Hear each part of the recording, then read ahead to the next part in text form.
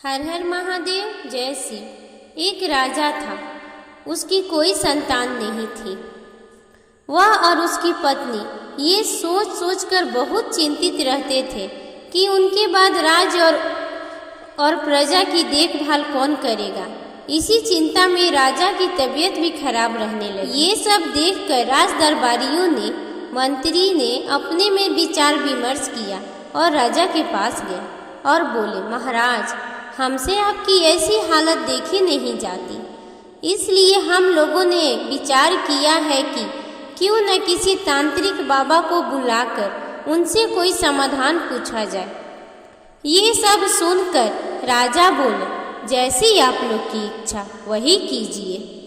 अगले दिन राजमहल में एक बहुत बड़े तांत्रिक बाबा को बुलाया गया। उस तांत्रिक बाबा ने राजा से बोला, अगर आपको पुत्र चाहिए तो आपको एक बालक की बलि देनी होगी, तब जाकर आपको पुत्र की प्राप्ति होगी। ऐसा सुनने पर राजा ने कुछ देर सोचा।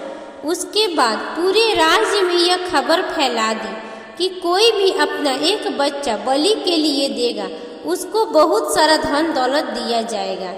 पर कोई भी धन दौलत के लालच में अपने बच्चे की बलि देने के लिए तैयार नहीं था। उसी राज्य में एक बहुत ही गरीब परिवार रहता था। उनके 8 संतानें थीं। इतना ज़्यादा संख्या होने के कारण वे लोग एक वक्त का खाना भी ठीक से नहीं खा पाते थे। जब यह खबर उनके घर तक पहुंची कि राजा एक बच्चे के बदले बहुत सारा धन दौलत दे रहा है, तब वह गरीब माता पिता ने आपस में विचार किया कि हमारे तो इतने सारे बच्चे हैं, अगर हम एक बच्चा राजा को बलि के लिए दे भी दें तो क्या फर्क पड़ता है। लेकिन उनके पास सवाल ये था कि इतने बच्चे में ऐसा कौन सा बच्चा है जिसको राजा को बलि के लिए दे दिया जाए।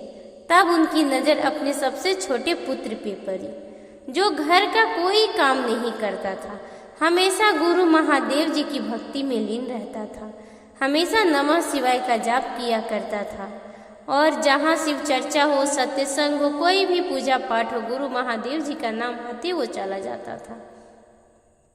और घर में कोई भी कोई काम कहता, वह कोई काम नहीं करता था।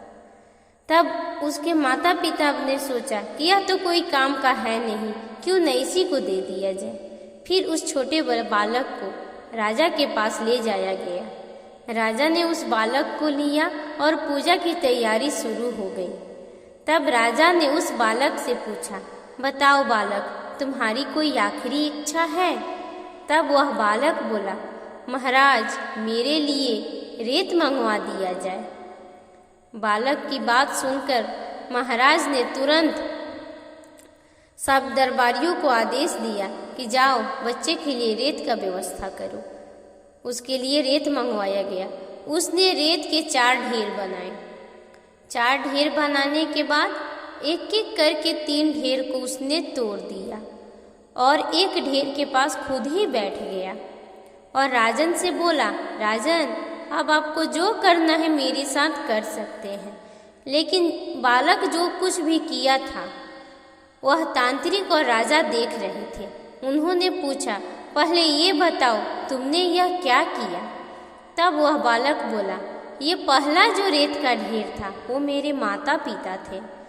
किसी भी बालक की रक्षा उसके माता पिता ही करते हैं, लेकिन मेरे माँ बाप ने बलि के लिए मुझे आपको सौंप दिया तो वो मेरी रक्षा नहीं की, इसलिए मैंने अपने माँ बाप के ढेर को तोड़ दिया।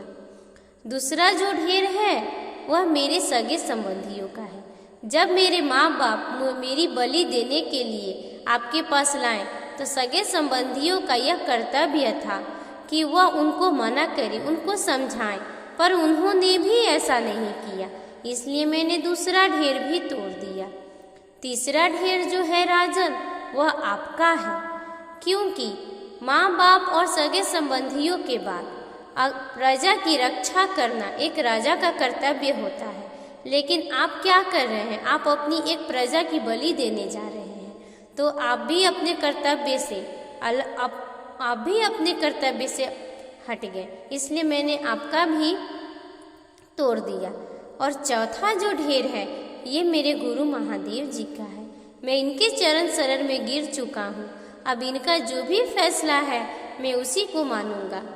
अब आपको मैंने सारी बातें बता दी। अब आपको जो करना है मेरे साथ कीजिए।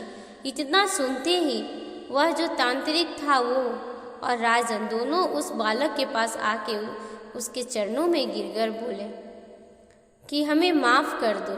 राजा बोला कि मुझे नहीं पता कि मैं तुम्हारी बलि दूंगा तो मुझे पुत्र प्राप्त होगा कि नहीं, इसकी कोई गारंटी नहीं है। तो तुम भी तो एक बालक हो, क्यों ना मैं तुम्हें ही अपना पुत्र बना लूं। और इतना कह के राजा ने उस बालक को गोद ले लिया और अगले ही दिन राज्य में उस बालक को राजकुमार घोषित कर दिया।